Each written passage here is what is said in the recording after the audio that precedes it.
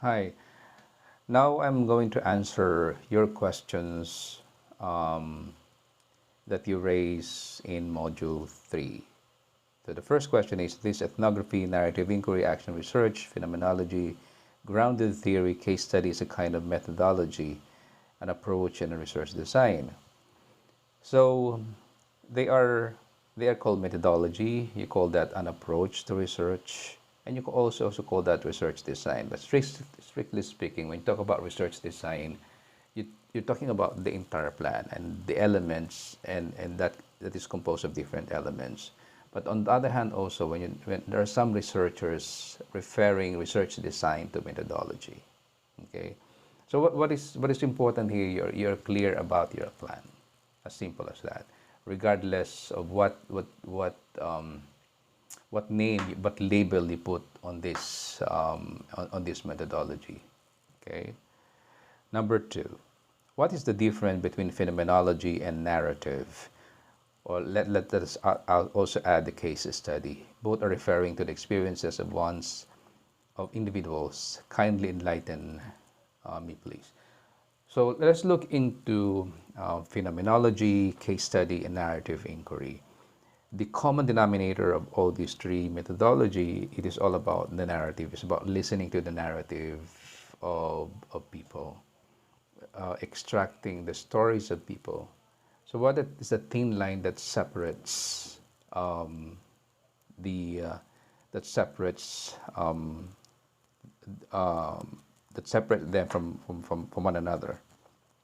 It's the focus. For example, when you're talking about phenomenology, of course, as the name it speaks, it focuses on a specific phenomenon. And when you talk about phenomenon, um, it is not only about the phenomenon of the individual. It is also about the phenomenon that impacts different individuals. Just for example, when you talk about the phenomenon of COVID-19, it impacts different individuals. So you look into the the actual experiences. You look into the kind of a virtual experiences of people given the COVID-19. It's when you narrate a story, it's just like you put the reader into the exact situation on how a person experiences it. So it's you have to be you will be narrating. It's like you're a narrator of the exact experiences of people. That's why you call it a phenomenon. You look into the phenomenon and how people dive into that specific phenomenon. You have to report exactly what is happening there. Okay, no additives whatsoever. The additives that you can make sense of is when you try to analyze the data. But when you're presenting the data, you have to present this as it is, no additional. You can only but reflect on when you start analyzing the data. But when you're reporting the phenomenology, report as it is, as how the person sees it. Okay. The second one is about the case study. A case study is also again a narrative, but you're talking about a case of individual or a case of a group. But now you're trying to be you're trying to be more objective, because when you're doing case study, the person of study, the participant, the sample, okay, they create meaning, whether it is subjective or very objective. You you as a researcher look into the story, but at the same time you have to be very very specific on what you are trying to extract. Just for example, you would like to understand the coping mechanisms of a person diagnosed with bipolar disorder.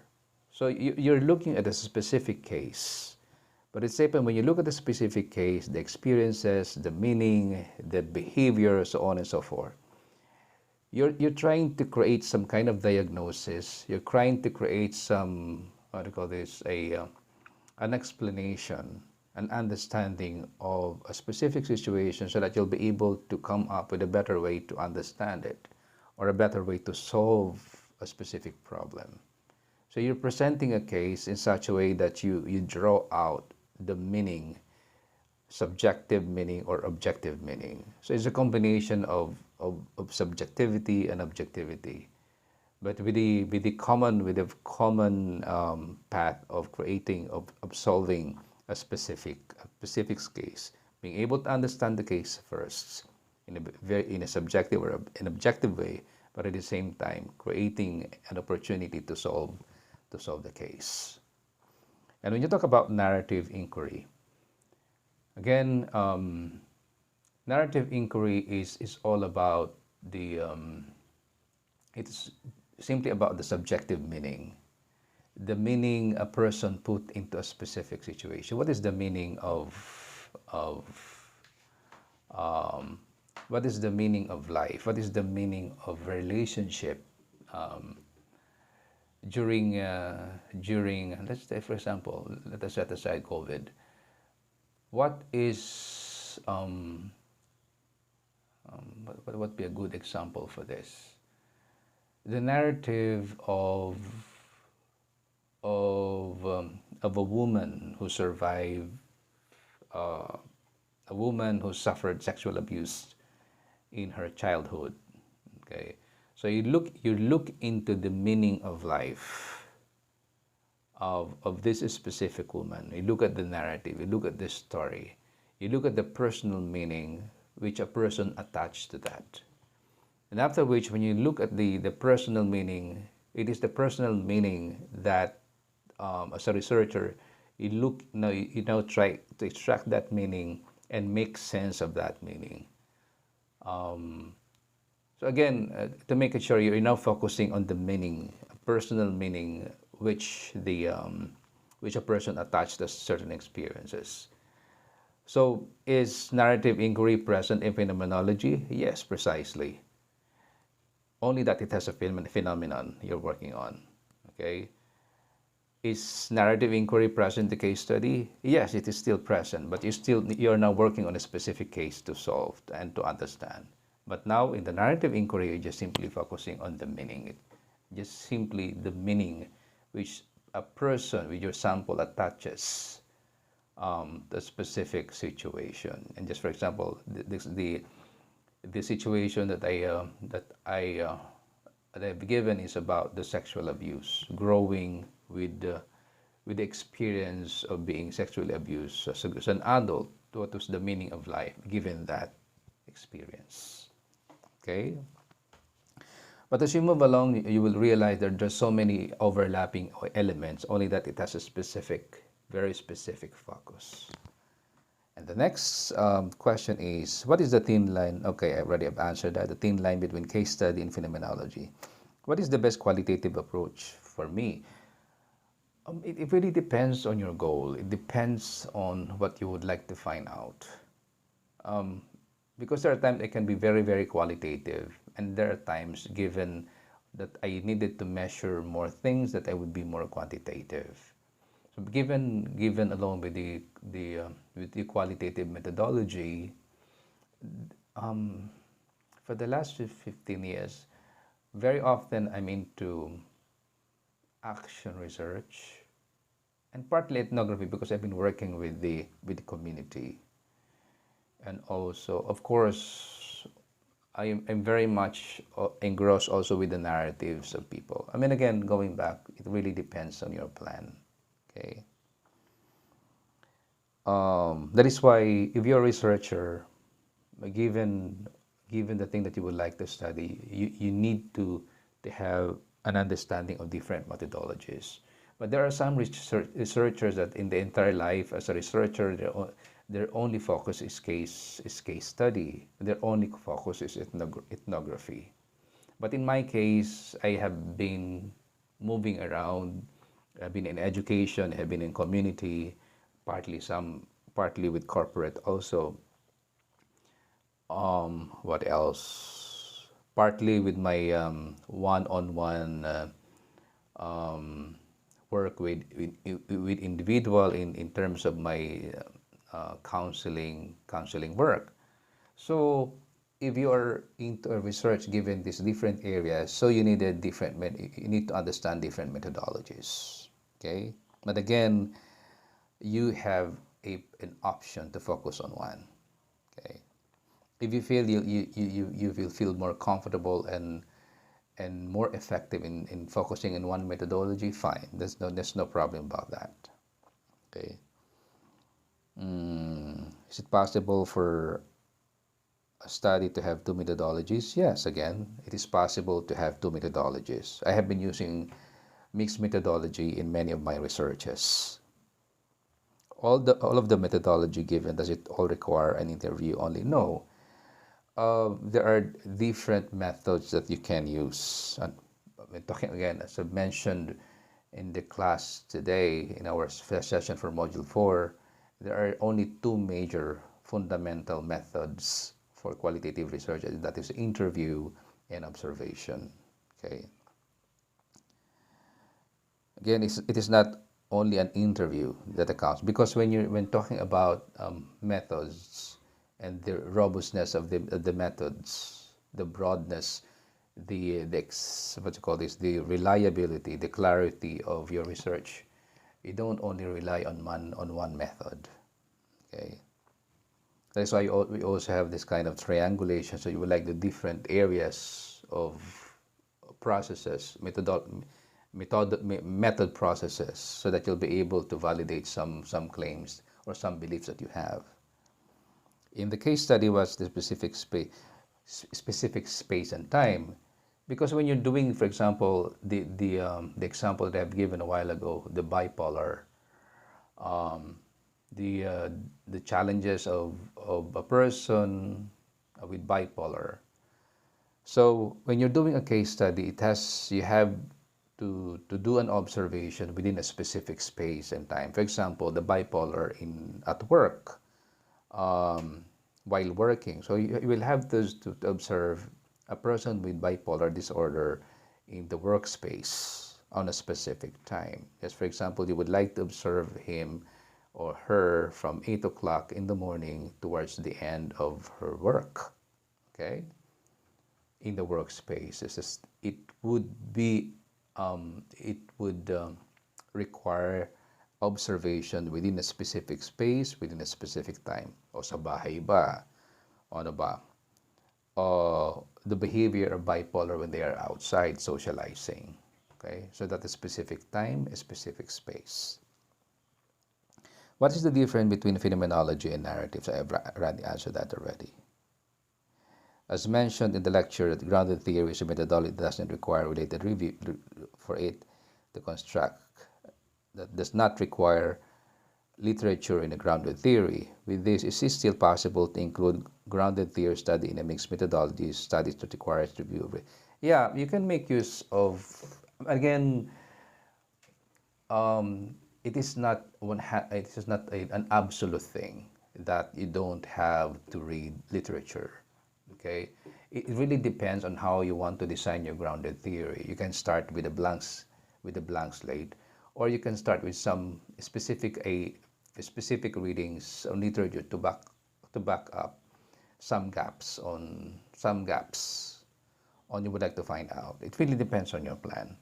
So yes, mixed methodology can make use of grounded theory, mixing up with other methodology to come up with a more robust research design. All right.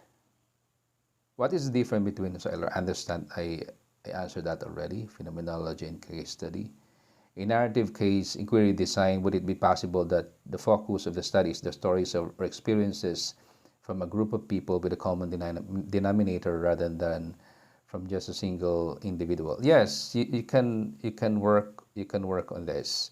So finding the different meaning. Just for example, you work on 5 women who were sexually abused. Okay, so you're looking at the different meaning people attach.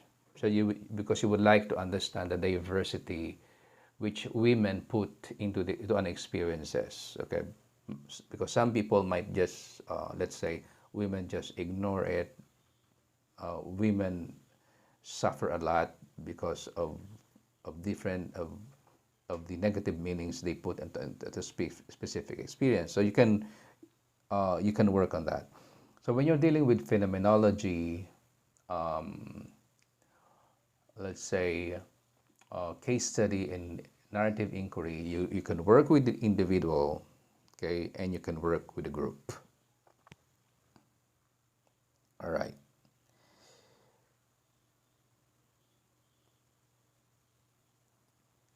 Case study in narrative inquiry, would it be possible that okay, I answered that already. Case study and narrative inquiry are quite similar to one another. Okay, I answered that already. What is the most appropriate methodology to use if the researcher aren't allowed to go outside because of the pandemic? So you can do, so the methodology you're going to use, case study, narrative inquiry, phenomenology, you can also use that for individual, or the phenomenon of the coping of family during the COVID-19. So, and the another one. So those three could be very useful during the pandemic inside your house. How can we distinguish the most appropriate research methodology? Can we have a mixed research method? Again, it depends on your plan. It depends on a mixed research methodology. It really depends on your goals. Okay. Is having three methodologies doable in our situation? No. Okay, not at all. Given your time, given the limit of the samples that you can approach, so focus on a more simple method, simple plan, simple research design. Okay. If you're going to choose to conduct a case study aside from doing an interview with the participants, can the researcher use archival records or publish articles that could support? Yes, definitely yes. Okay. Is it possible to use two research design? No, you only have one. You only go for one. When you're talking about research design as your methodology, so of course you can use mixed methodology. But when you're talking about the whole design, you can only have one research design. Okay. What do you think is the most easiest methodology? There's no such thing as easy. It really depends. It really depends on your goal. Okay. We don't look at it as the easiest or the easiest or the most difficult. We look at the methodology as a design on what you want to achieve, as a design to achieve your goal, to achieve the purpose of research.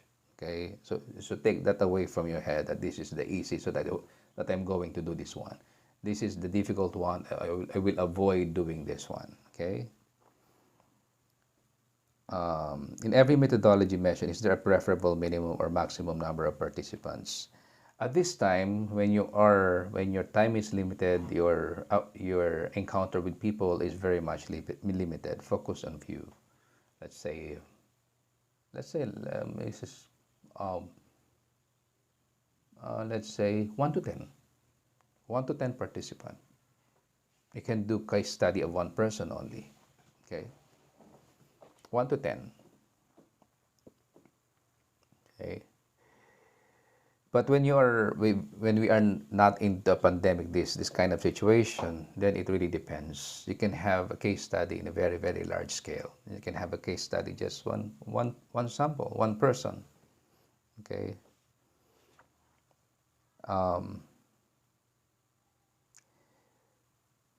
What if there are two methodologies suitable for our desired topic? What are the factors that we must consider to determine? So, to determine what's more appropriate for a study, okay?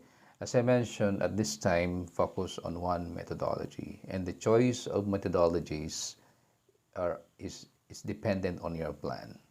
Okay, it's dependent on your grand design of your research. Is it necessary for research to cover the whole focus of a certain approach?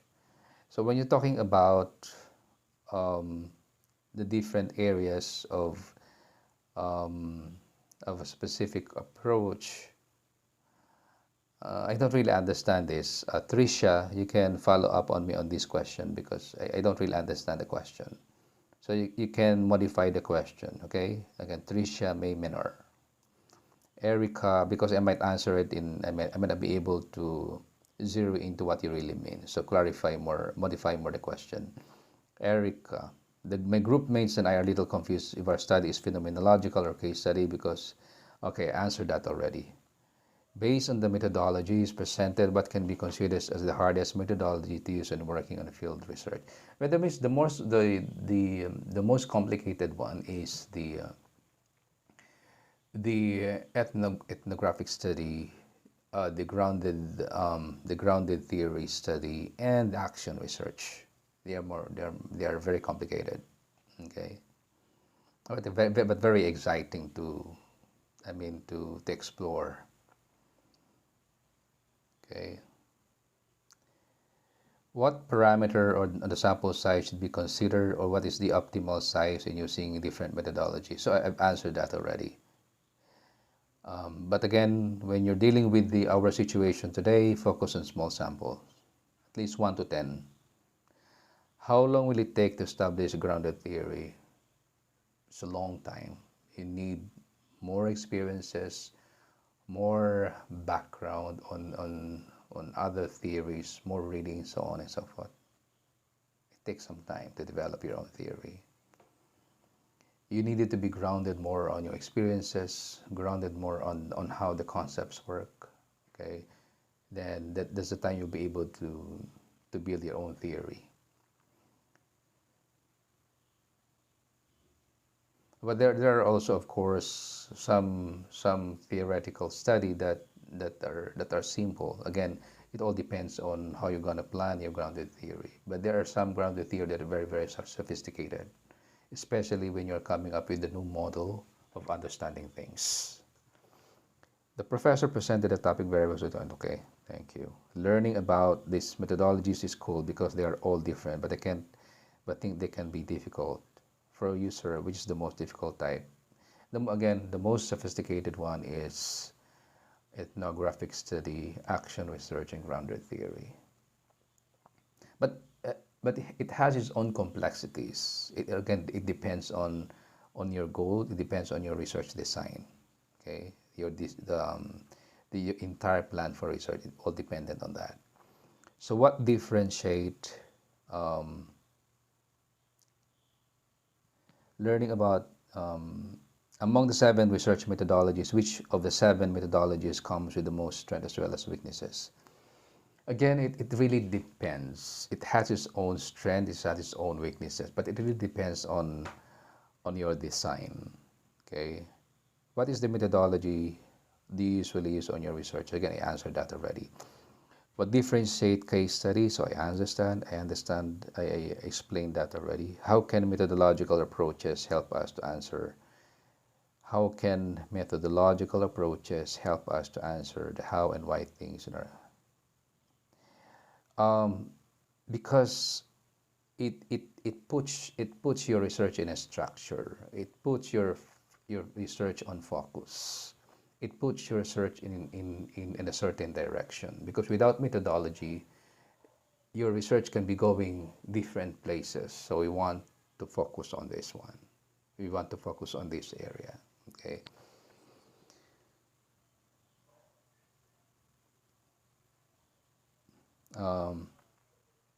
Do we need to be objective or subjective doing methodology like grounded? There is always subjectivity, and there's always subjectivity in the paper. You just have to pay attention, be aware on what divides the convergence or divergence of the subjectivity and objectivity. Is it possible, again, is it possible? That's why we have mixed methodology. Is it possible to have 2 research methodology? Yes. Okay. That's why we have mixed methodology. Is it possible for the undergraduate students to use the grounded theory?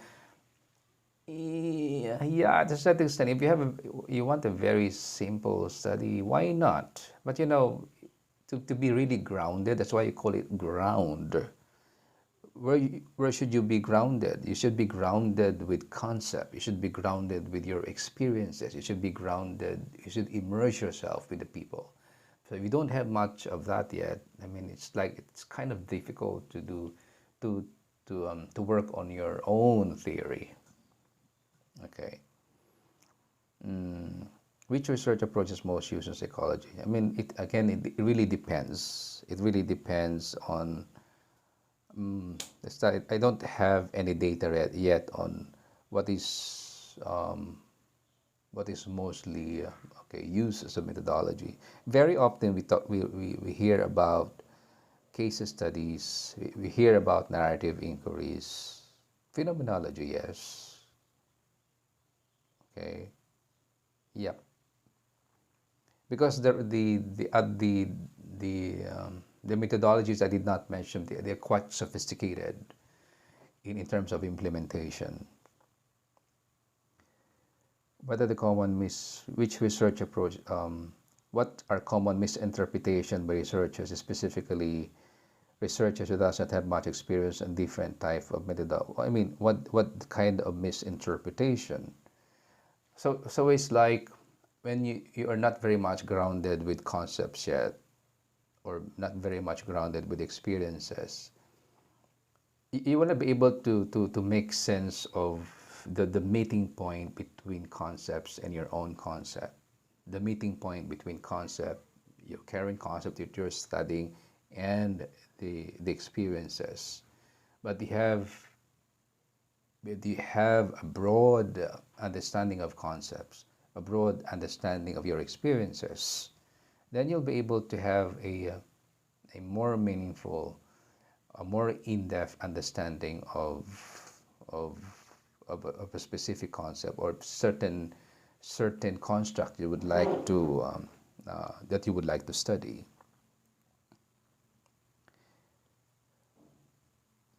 Would a study still be considered as phenomenological study if it is conducted 50 years after the specific phenomenon?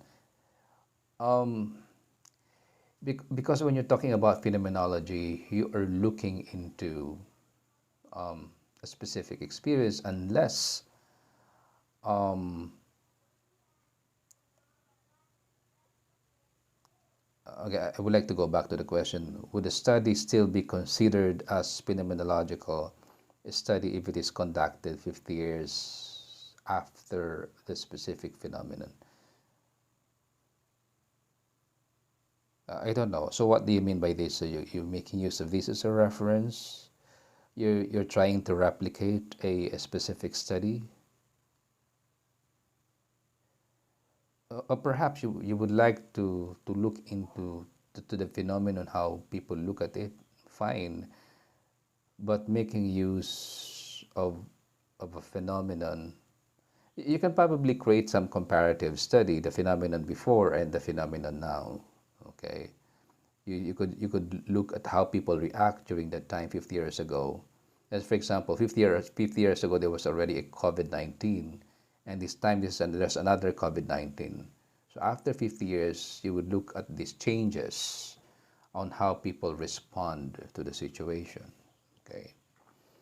Since mixed method is a research approach whereby researchers collect and analyze both quantitative and qualitative data within the same study, would it be difficult to compare the results of two analyses using the data of different forms? Why do researchers would choose mixed method?